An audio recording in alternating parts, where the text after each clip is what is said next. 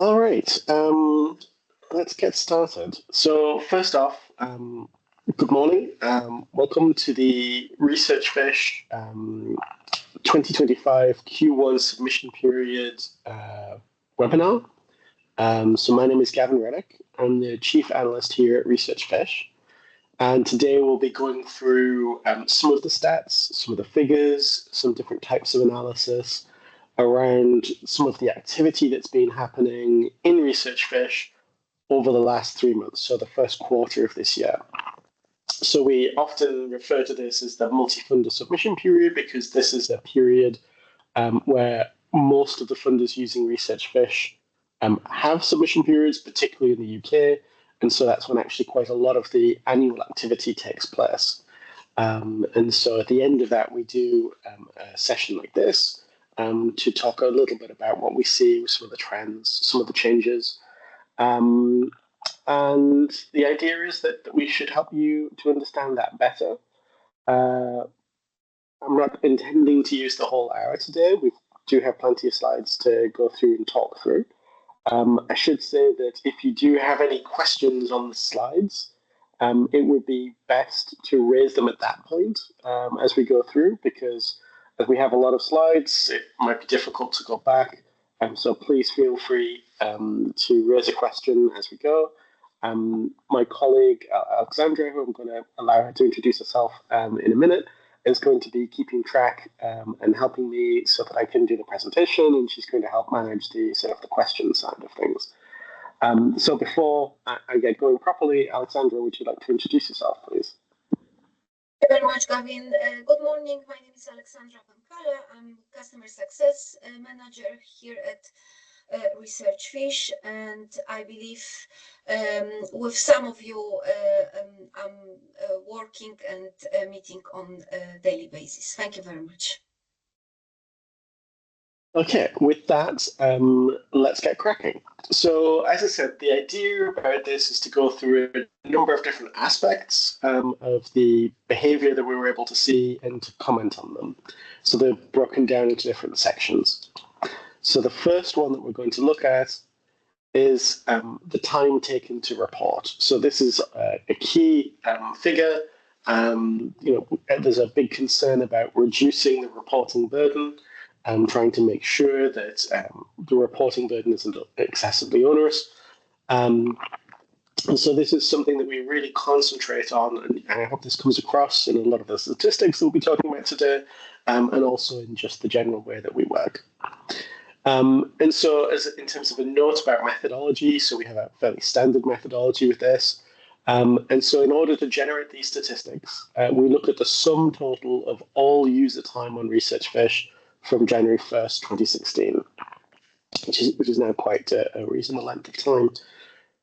And what we do is we look at the total amount of time that all users have spent on the platform.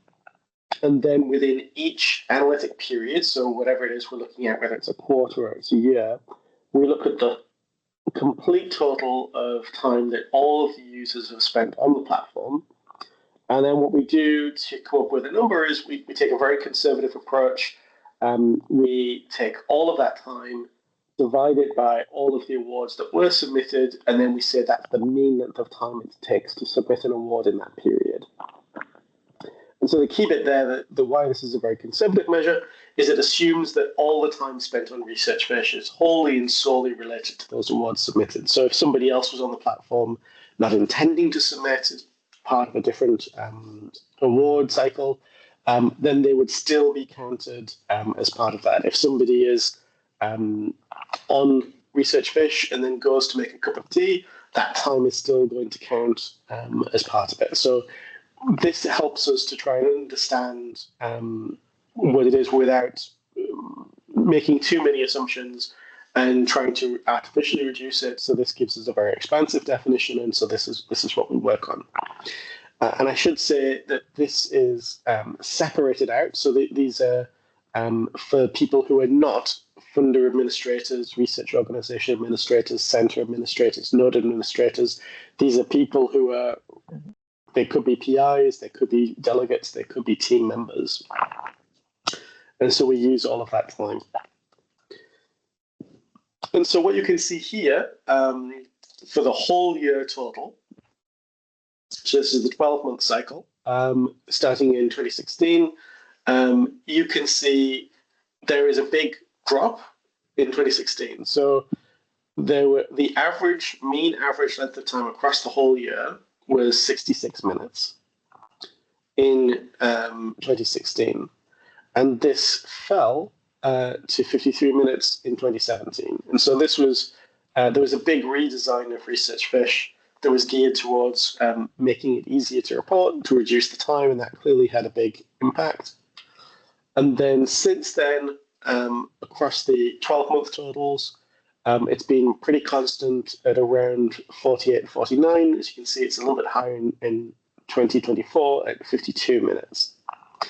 Now, this is the 12-month total, and this includes all of the activity in ResearchFish over that period, which is a good measure to use, but is a little bit misleading, particularly in the UK context, because many of these are in different countries where perhaps English isn't the first language of the people involved.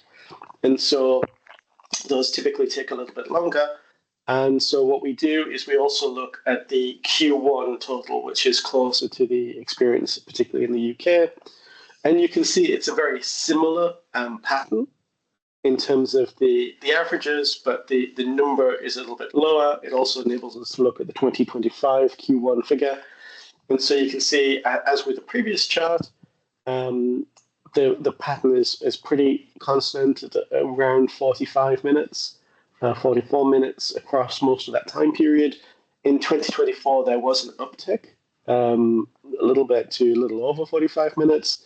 And then in 2025, it's come back down again. So this is with rounding.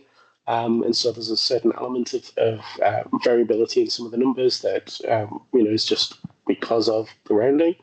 But what you should take from this is that it's very consistent at the award level, and the mean length of time it takes to submit an award is about 44 minutes based on the Q1 figures. So that's looking at the award.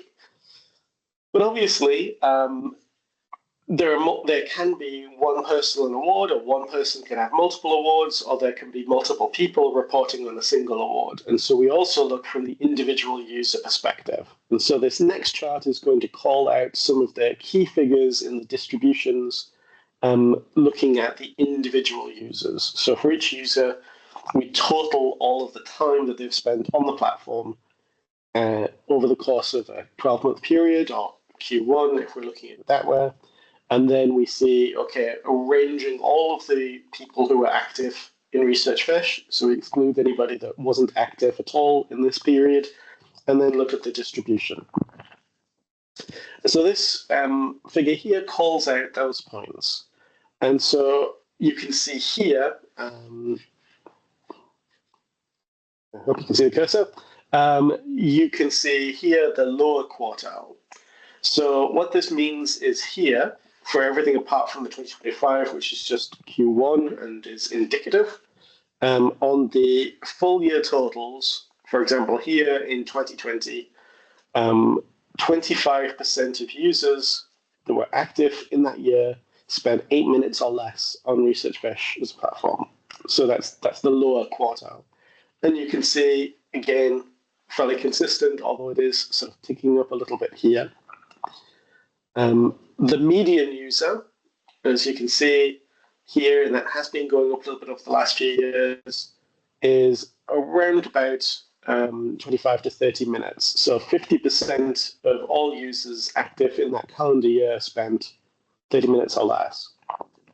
Now, the converse of that is that 50% of users spent more than 30 minutes. And so you can see here, the next line we have is the mean. And you can see the mean is above the median. So it's being dragged up over, and it's being dragged up over by the upper quartile number here. So 25% of people spend more than, in the case of Q1 2025, 25% of people spent more than 74 minutes on the platform. And so while we have a lot of people at the low end, And these will be people typically where there's a lot of harvesting that's been done. There isn't necessarily so much to add. And so they can go in and accomplish what they need to fairly quickly. There are other people who have much more to do, so that's the upper quartile there. In addition, we can look at particular subsections. So rather than looking at the natural distribution, we can look at some brackets of time. And so you can see here, this is the percentage of users active in the calendar year that spent up to 10 minutes on ResearchFish over that time period. And so you can see here where we saw that in 2024, there was a bit of a shift towards more time. You can see there was a drop in the number of people spending 10 minutes or less. So in most years, it's in the, you can see there the mid range between 25 and 30%, so about 27-ish percent. And you can see here it's just over 25%. So again, you can see that sort of change there. And across each of these brackets, so 10 to 20 minutes, 20 to 30 minutes, you can see that sort of goes down. Again, you can see this, this big drop around the 2016 mark as well. And then for the people spending more than 2 hours across that whole year on ResearchFish, you can see that number has been going up in percentage terms. Now, some of this has been driven by a change in what awards are being put into ResearchFish, and particularly around studentships. So studentships tend not to have so much to report, and so there are now thousands fewer of those in ResearchFish, and so that takes out some of the people that would otherwise be at the bottom end of things in terms of time, and so it naturally pushes the distribution and skews it a bit more up over. But it's also worth pointing out, so this looks at who it is that submitted in the first quarter this year and how many awards or research teams those PIs were a part of. So to be included in here, you have to be a PI and you have to have submitted as part of Q1 2025. And what you can see here is that just over a third of the people that were submitting only had a single award or research team. Then there's another 18% that had more than one, so as in, well, two. So either 2 awards or 1 award and 1 research team. And then you can see this number goes up. And you can see here 14% of the PIs that submitted are part of either we're a PI on or research team member on 8 or more awards. And there was one person that had 80 different awards and teams that they were a part of. And so we're always going to have people, because of the fact that they're involved with many, many awards, are going to be at the upper end of that distribution from their personal engagement. So, but you can see a little bit about some of that distribution there. And so if you think about sort of the average on the awards, that person might potentially have a lot, but typically those people have lots of research teams and lots of other people involved as well. And so it gets divided in a few different ways. So to summarize, in terms of the time taken to report, the mean user time submitting awards has been stable pretty much, following that large drop in 2016-17. So it's held pretty constant across that time period. The mean user time per submitted award in Q1 went up slightly in 2024 and then returned back down in 2025. So neither change would be very much to worry about. Obviously, if it continued to tick up, we would be focusing on that. But it's pretty consistent. And the mean user time per submitted award across the whole year stayed at roughly 49 minutes, which is, again, very consistent. And the median user spent roughly 32 minutes on ResearchFish in 2024. So I'm going to pause briefly there. Are there any questions or comments on the time taken to report side of things? Anything anybody wants to raise?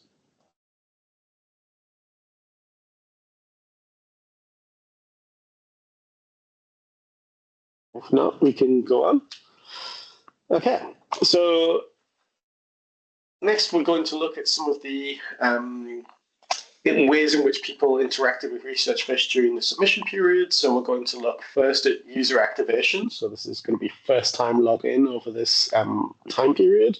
Then we're going to look at the attribution behavior, so people reporting and putting things into ResearchFish.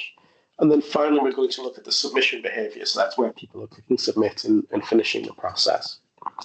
So in terms of user activation, as I said, this is what we call when a user logs onto ResearchFish for the first time in any calendar year. The time period may vary. So here we're looking at 2025 specifically. So we're considering user activation first time login in 2025. One of the things that we do when we're looking at data across multiple years is that we apply a time shifting approach. So essentially we are adjusting the calendar to take into account of days of the week, which are actually big drivers, and we'll see that when we start to look at it, but also exactly when the multi-funder submission period falls.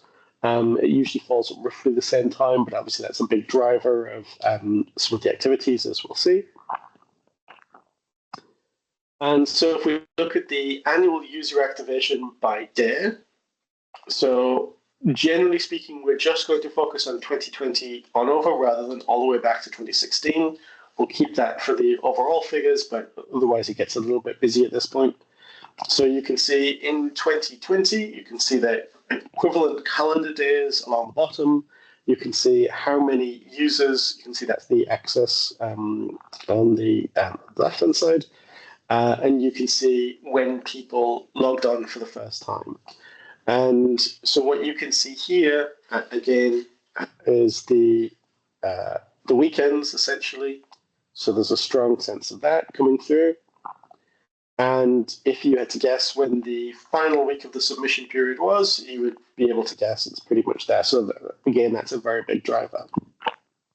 So that's what it looked like in terms of first-time logins in 2020. You can see in 2021, it's very similar. It does change. It's less of a peak at the end. So some of those activations occurred earlier. There are fewer activations in 2021. And then you can see in 2022, fairly similar to 21, and then 23, and then 24. And then the red, which is this year, is 2025. And so you can see strong patterns year on year in terms of the weekends, strong patterns in terms of particular communications driving user activations in ResearchFish. You can see some variability on these last couple of weeks. And again, that's driven largely by different communications that are being sent out and different comm strategies for the funders. But you can see that there's quite a strong degree of connection. If you look at maximum and minimum points, you can see at the beginning of the year, generally speaking, it was quite high. And then towards the end, across the last several years, we were a bit on the lower side in terms of user activations. If we just look at the year-on-year comparison, so looking at 25 versus 24, what we saw here was a bit of a decrease at the beginning in January. And so here you can see the bar represents the difference on the equivalent day from last year to this year. If it was positive, it's blue and it's an increase, and you can see the number at the top. If it's negative, it's orange, and you can see the number at the bottom. And so this is 0 if everything was the same. And so you can see it was down in January. And then in February, it ticked up over, so it was net positive, so higher than it was at the equivalent time last year. And then generally speaking, it edged up over here. And then what we saw here with some of these dips were some different communications. So there were some communications that funders didn't send out this year, some of the funders, and we can see some corresponding dips year on year in activation. You can see this very big dip here, which took us below the equivalent point the previous year, which was followed by a big spike the next day. And that's the impact of an email that went out one day later than it was last year. So you can see, again, a strong connection with some of these communication patterns. And you can also see that we ended the quarter at a greater number of users that had been active for the platform than the year before. So about 670 more. And so if we look here at the cumulative numbers, you can see where the red is. You can see that the red is higher than the blue last year. You can also see that there were more people engaged in previous years. And the biggest driver there, I think, has been the several thousand students that are no longer included. And again, in terms of the maximum and minimum points from 2016, you can see where it is now. So that's the user activation. So next, we're going to look at the output attribution. So this looks at the date that the outputs were attributed. We do the same time shifting, though we're not going to talk as much about it here. And let's just have a look at the data. So again, if we look at the individual days over the last several years, so in 2020, it looked like that. So again, you can see the weekends, but it's perhaps less pronounced than it was in the previous sets of charts. You can see that a lot of the attribution activity is going on over the last 3 weeks of the submission period in particular. In 2022, you can see it's a very similar pattern, though you can see that was a bit higher at the very, very end. In 2023, similar, but again with some different spikes. And so here you'll see there are different spikes, again driven by different communications, but also by some of the harvesting activity that we do during this period. In 2023, again, you can see a very similar one, but with a few distinct spikes in the year corresponding with different pieces of activity. This is a harvesting spike over here. 2024 follows a similar basic pattern, but with some of these really quite high spikes. And so most of these were new harvesting that we brought online during that period. These were some new sources that we were able to go in and add a lot of backfill. So some of those new sources meant we could add information that referred to awards that have been running for several years. And so you have both the benefit of the harvesting that we were able to do, and also a one-off benefit spreading back over a more extended period. And you can see that 2025 didn't have those same sort of one-off spikes, those extra benefits that we were able to get last year. But you can see some particular spikes that occurred during this time. But generally speaking, 2025 was more similar to the years, with the exception of 24. 2024 had that exceptional set of harvesting spikes. And so if we look at the maximum and minimum points, you can see where 2025 was. You can see actually it's quite up there relative to those others. If we look at the year-on-year difference, you can see quite starkly the impact of some of those harvesting spikes. You can see we're lower than last year, but really actually fairly stable with the exception of those spikes. You can see here those days where it was net positive, and then you can see where it's ended up here. And so you can see that compared to last year, we've ended up the quarter about 170,000 fewer attributions. But last year with those harvesting spikes was the biggest year by far. And relative to the other years that we're looking at here, we can see that the number of attributions was higher. Gavin, can I just ask a question there? Absolutely, yes. The harvesting, the massive harvesting that you did 2024, presumably there will have been records harvested that were in effect duplicates of manually entered records because they hadn't previously been harvested, and they may not have had exactly the same data, so hard to deduplicate. Are we just relying on the users to check all the records on their awards and to take out the duplicates? Yeah, so it depends on the word manual. So true manual, as in publications that are entered, we'll say publications because that was the biggest set of them, without any unique IDs, are harder to deduplicate. So if I'd have gone through and entered something manually, the harvesting could have brought through the Crossref version of that publication, for example. And because there was no common ID, that would create a substantive duplicate. So it's not a duplicate because there are no common IDs, but it is a substantive duplicate. So in the publication section, we typically see users enter about 93% of the attributed publications come through with at least one unique identifier. So the starting point is about 7% manual. And then with cleaning, we're able to get that typically to about 95, 96%. And so while there is some scope for that behavior that you've described, hopefully it's minimized by those two things. The fact that there are lots of IDs, and so the IDs mean that the harvesting will not take place if there is, if it would create a duplicate. So that's handled on an automatic basis. On the substantive one, because we've done that cleaning, it's reduced the scope for a publication that's manually entered but really has an ID to be there, which would be the scenario that would happen for that to cause some duplication. So there will be some, but I think the scope for that is pretty minimal. Okay, thanks. Brilliant.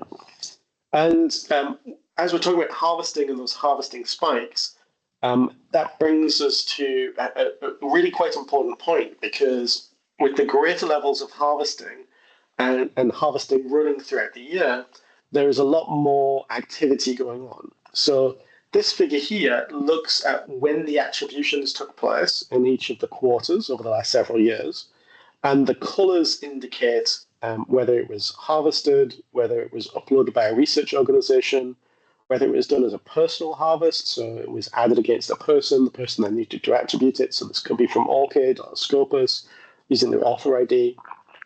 Search, whether the user went into ResearchFish and used a lookup.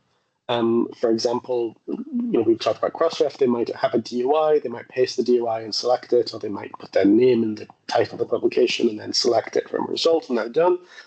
Search Plus, which is where they go and they're making use of a search mechanism, but the nature of the output means that they need to add something more. So one example of this might be in the spin-out section, where there's an integration with lots of different company registries, but there is some additional narrative information that's also asked for. So that would be an example of Search Plus. And then finally, the green for manual. And so if we look at the last several years, you'll see that most of the attribution behavior is taking place in that Q1. There's other activity going on beforehand, but you can see that in 2023 and particularly in 2024, there's just a sea change in the amount of behavior, the attribution behavior that's going on over this period. And you can see this dark blue color, actually quite a lot of it is that essentially the harvesting that ResearchFish is doing in the background. And what this means is that some of the activity that would have perhaps otherwise taken place in the first quarter is now being brought forward. And you can see that in this figure, which looks at the difference if we just focus on Q1 through Q4. And so you can see the absolute numbers of the different types of attributions that took place. And you can also see the percentage total of the year, so relative to the Q1 figure. And so you can see that the numbers in an absolute sense have been increasing, but actually also the percentage terms sort of relative to that. So in 2023 calendar year, Q2 through Q4 accounted for about 19% of all of the attributions that took place in that year. In 2024, where in that Q1 we had those big harvesting spikes, those record amounts going in, so it was the biggest year in that quarter, the other quarters not only were substantial, as you can see in terms of the absolute number, but actually a greater proportion of the activity going on in that year. And so we need to think about that and think about how we look at this activity in a slightly different way. So this figure has that same element. So looking at the attributions by source, but takes the submission period as a 12-month process ending at the end of the Q1. So essentially in 2024, there was a submission period at the end of March, and then we consider the 12 months leading up to the end of this submission period as being when things are counted. And so you can see in 2024, we still have that harvesting spike that's driving this behavior that's obviously much higher than in previous years. It goes down a bit here, but you can see in terms of the absolute numbers, there's actually a very large amount of data that's being reported if you consider the 12-month total that leads up to this submission period. And you can see that whilst, so here across these periods, the percentage being manual has dropped down, went up a little bit, again, because of that harvesting spike, but actually the other more automated ways were also higher. And so this is what it looks like if we just sort of put those over a figure. So you can see that slight widening there, but actually that's quite substantial. And so last year we predicted this would come down to about 25% harvesting, and that's where we ended up. You can see the RO upload has been pretty consistent. The personal harvest has continued to increase. The search has decreased, so because all of the things that are fully searchable are at least potentially harvestable with the right information. Search Plus, they can't be harvested necessarily because there's some additional information that's required, but you can see that's gone up as well. And the manual has gone up a little bit relative to last year, but actually not so much overall. So that shows increasing interoperability, increasing automated mechanisms having a much bigger impact over time, and particularly over the last couple of years. Gavin, could you just remind me what the difference between personal harvest and harvest is? Personal harvest is bringing in stuff from an ORCID record, for example? Or yes, so an example would be ORCID, where there is no attribution information present. And so it's going into a researcher's personal portfolio in ResearchFish. But for them to make use of it, for it to appear here, they would need to go in and add an attribution. Now, it's also possible that once it's in their personal portfolio, the university might upload an attribution and that then makes that attribution. Or we go into Crossref or Web of Science or Scopus and find a subsequent attribution and do it that way. But it's arisen through that personal harvest where there isn't an acknowledgement of funding to hang something off. So apart from ORCID as a source, what other sources would be involved in personal harvest? Scopus. So we make use of Scopus Author ID. And so they're able to pull things through that way as well. Okay, thank you. All right. So next, we'll just look at some of the trends in the types of outputs that are reported in Q1, obviously with the caveat that here with the publications, we've got this particular spike in 2024. But you can see that actually, even with all of the harvesting that's already taken place, the second highest year in terms of the number of publications reported in Q1 was 2025. So that's on top of all of the pre-harvesting behavior. So the number of publications is sort of up and is continuing to be up. For some of the other output types, you can see here a trend in awards and recognition, which has been going up since 2021. Now, in this section, a number of funders made use of a discouragement mechanism to try to encourage researchers not to report in this section because it's a quite manual section and it doesn't necessarily match some of the things that they're interested in. You can see that there is, or there appears to be an effect of that, so that the trend to go up has reversed somewhat and has gone down, but it's actually only gone down by a little bit. So that discouragement hasn't had a huge impact as far as we can see here. The collaborations and partnerships has increased relative to last year, and sort of across that trend. Dissemination to non-academic audiences. So this was a focus of a lot of communication from funders, again, trying to discourage the reporting, particularly of academic conference attendance. And so that discouragement seems to have had an effect. So it's gone from continuing to go up to lower than it has been over the last couple of years. It hasn't made a huge difference, but it has made a difference for sure. So that'll be something to have a look at there. And you can see the absolute numbers of the further funding has increased. So we've had extra harvesting going on there. So personal harvest for the first time in that section.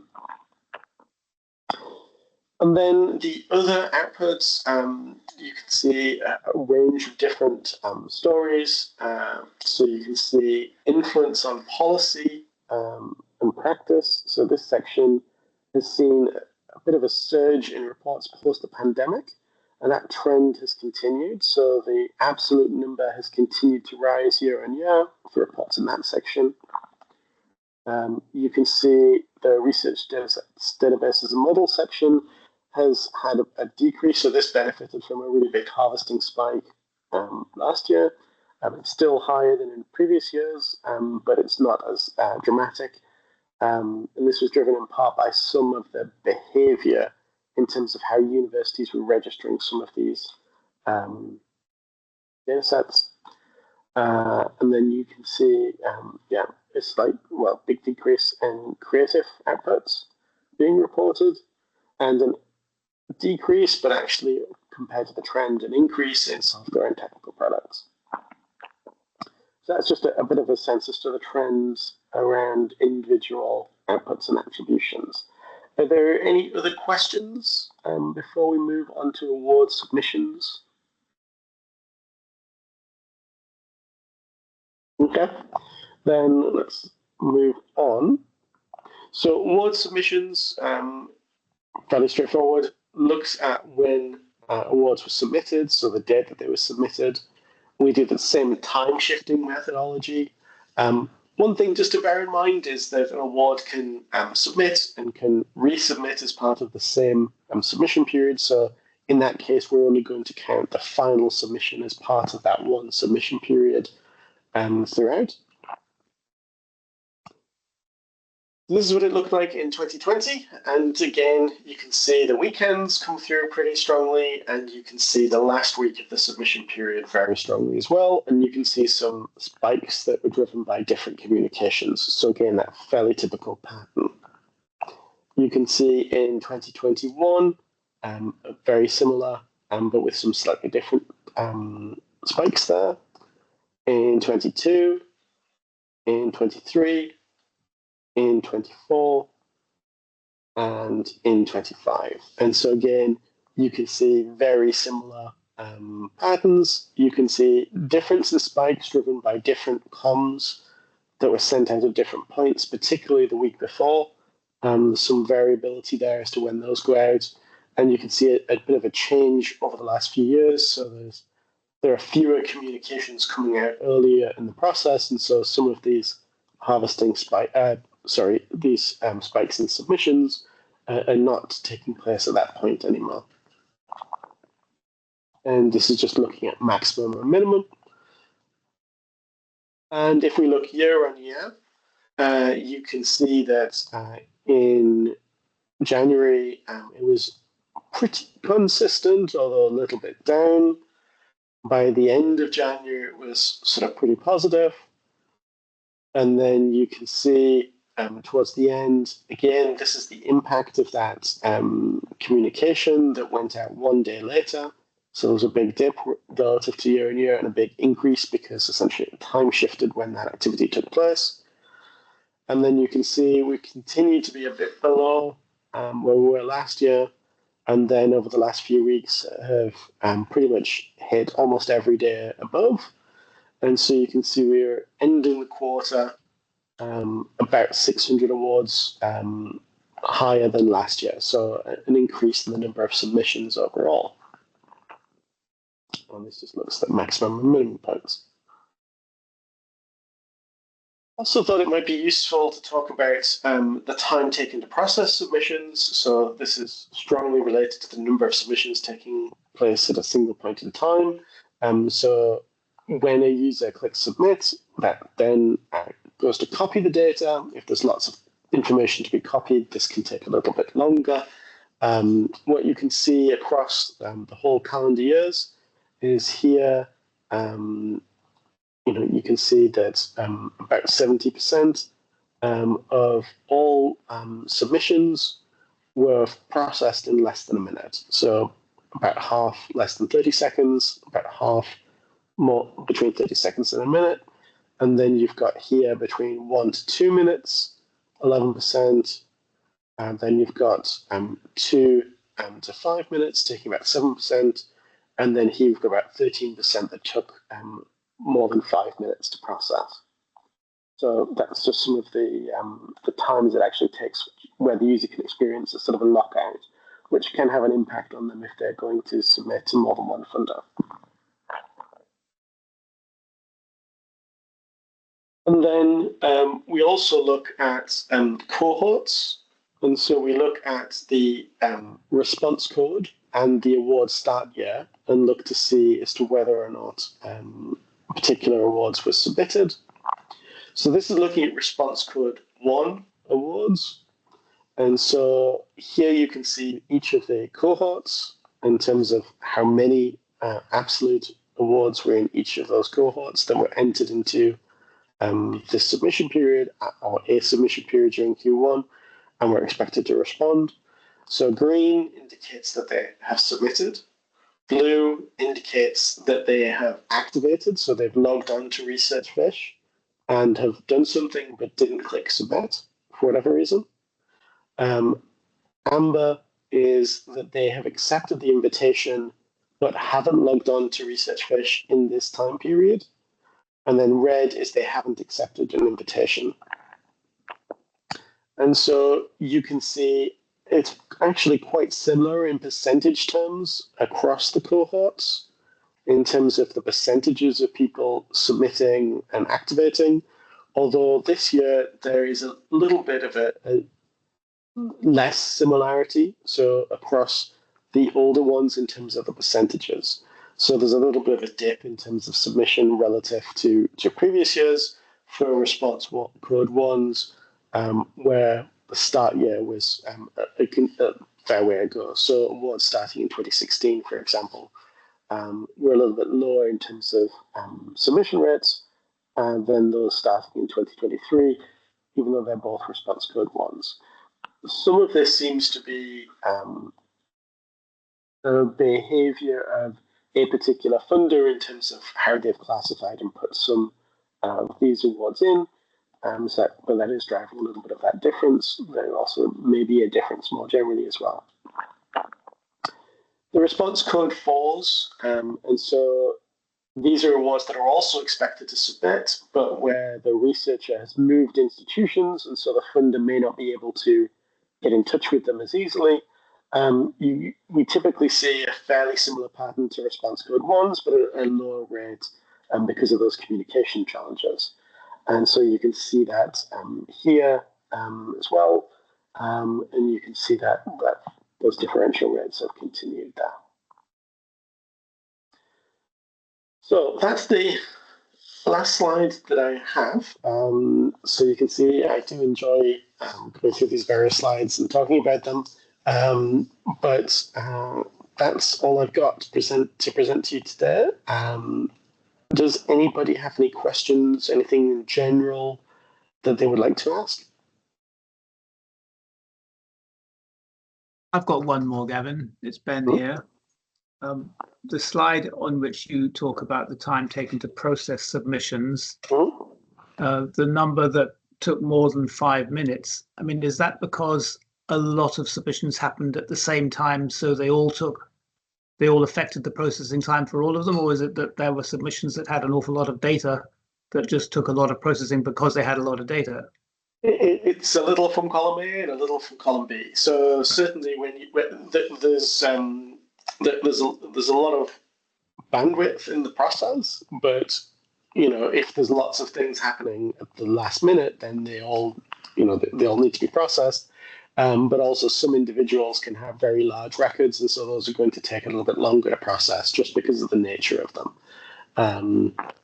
Particularly where there are very large, so there are some people that might have thousands of publications, particularly on the high energy physics side of things, and those publications can have potentially thousands of co-authors, and so all of that information gets copied over, which can just take a little bit longer. So in that category, more than 5 minutes, what's the longest time you've recorded for processing? I couldn't tell you off the top of my head. I would need to look into that. Okay. And Paul, I can see you have your hand raised. I think you should be able to take yourself off mic. Yeah, I think you can hear me, hopefully. Yes. So I was interested in the bit about awards and recognition, where some funders had done some active discouragement, and it looked like it hadn't worked at all. Do you have any data about like that? That was through a pop-up, is my understanding. Do you have any? How quickly did people just press the X button on the pop-up? Was it? Did they even read the? Did they? Have you got any? More seriously, have you got any feedback around how those things are perceived and how people are? Because if you read the pop-up, it should have told, certainly from UKI's community, don't bother filling in this section. And it looks like people just ignored that and just went and filled in the section. Yeah, so I couldn't tell you at the top of my head how quickly they X'd out the pop-up. I will say that we've had similar discouragement activities in this section in the past, but personal recognition seems to be an area where researchers want to get across these marks of esteem that they themselves have received. And so even when it's made clear that this isn't something that the funder is interested in necessarily, as an individual, they seem to want to spend some time doing it. So the actual mechanism itself hasn't yielded very much there. From the research-based development plans, we're planning something to make it even more obvious and even more straightforward, though we're always going to get a certain amount of what it is that person wants to put in, I think. It would be interesting to look and see how quickly that was X'd out, and to understand if they might have engaged and read it. I was also interested in you got data for how long people spend on the system. You got data for like how which sections have the most outcomes. Do you have any data on like how much people spend on each of the questions? Because there's a trade-off, right, in terms of like how much time people spend telling us about a thing and how important that thing is for them to tell us about it. So is it possible to kind of even understand how long people spent engaging with the engagement activity section, or how long they spent engaging with the publication section? Yes. Excuse me. We do have those individual breakdowns, and so we know, for example, when reporting a publication, the average is about 72 seconds. That number may have changed a little bit this year. We haven't done that specific analysis yet. But we can look at each of those sections to see how long users have spent reporting in them and present some of those changes over time for sure. I think that'd be really interesting for funders to see, because it kind of makes us think harder about things we want to ask our community to do. And makes it obvious to us what the actual trade-off is there. Yeah, the cost in terms of time versus the benefit in terms of what gets reported.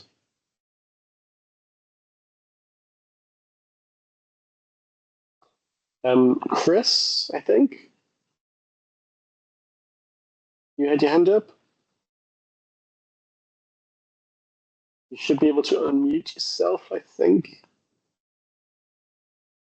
Or maybe the hand is up by accident. Right. I think I'm unmuted now, am I? Yeah. I was just wondering whether you have any data on, within the categories themselves, how many of the questions within, a common question set category get answered, or more importantly, don't get answered, in terms of deciding questions that might be able to be dropped? Yes, that's pretty straightforward to do, though the structure makes it a bit more challenging in that there are some questions where there might only be a small number of responses because of the branching nature of the questions. It might only be relevant to a subsection. And then there's really actually only a few that are truly optional. So within the components, so typically the question set, if they're exposed, they tend to be mandatory. And so it's not quite amenable to that kind of analysis. But that actually is something that we do look at as part of the question set review process, not only to see has something been engaged with, but even if it has, because it's a mandatory section, so is the information in there valuable? Are people spending some time doing it? Is it actually not doing what it's set out to try and achieve? So we try and bring all of that together. Okay, because yeah, and I guess some of it will be where the response isn't a no, it's where it's actually no very often, rather than no response at all. Yeah. Okay, yeah, thanks, Gavin. Good.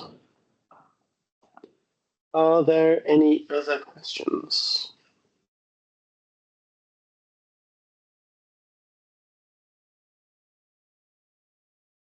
Okay, so as there aren't any, I think we can draw this session to a close. As you can see, I'm quite enthusiastic about all of these stats. And so I'm quite happy if anybody has any questions afterwards and is interested to talk to you, to work through. And for some of the things, Paul in particular, that you mentioned that you're interested in, I think it would be interesting to pull that out, and I'm happy to do that and to share that as well. So with that, thank you very much, everyone, for joining. I hope that you found that useful. I hope that you found it interesting. Obviously, these numbers are themselves quite interesting. And and thank you and goodbye. Thanks a lot, Kevin. Cheers. Thank you. Bye. Thank you. Bye. Bye.